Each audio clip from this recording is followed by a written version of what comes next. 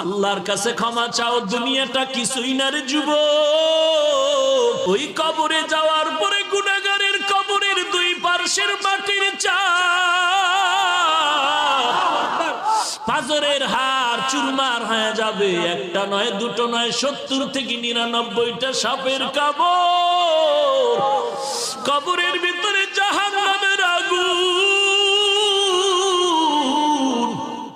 এরে বান্দা, এখনো কি আল্লাহর রাস্তায় ফিরে আসবি না?